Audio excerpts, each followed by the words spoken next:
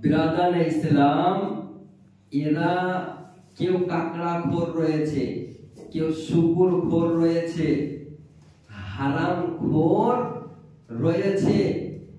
এদের গুরু ওয়াহিদুজ্জামা, কিতাবটির নাম কানজুল হাকাইক মিন ফিকহে খায়রুল খালাইক।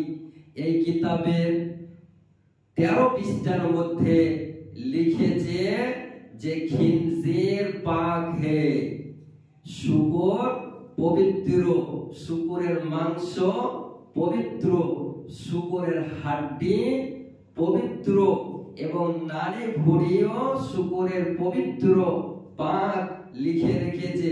তাহলে বলুন মুসলমান, এদের গুরু যদি শুকরকে পাক বলে, তার হাড্ডিকে পাক বলে, তার মানে বুঝে নিতে হবে এরা শুকরখোর, এরা খিনজিরের গোশত খায়, এরা খিনজিরের হাড্ডি, নাড়ি ভুঁড়ি সবকিছু এদের মুখে শুট করে, কারণ হারাম এবং হালালের মধ্যে পার্থক্য জানে না।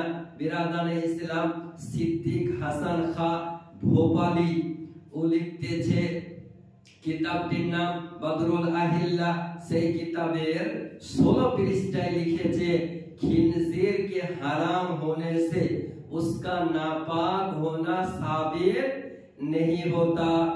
खिंजीर हराम হলেও তাকে পবিত্রতা হওয়াতে কোনো অসুবিধা নাই। এই রকম কথা এই হারামখোরেদের গুরু লিখে রেখেছে।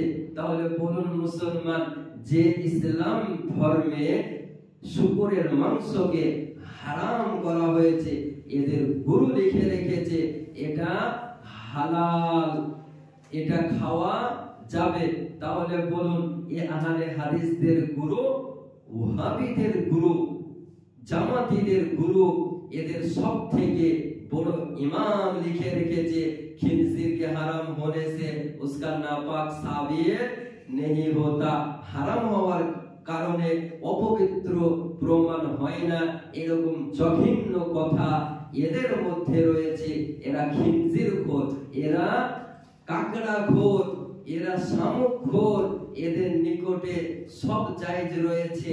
এই হারামখোরেদের নিকট থেকে আপনাকে আমাকে দূরত্ব বজায় রাখতে হবে, নিজের ঈমানকে হেফাজতে রাখতে হবে।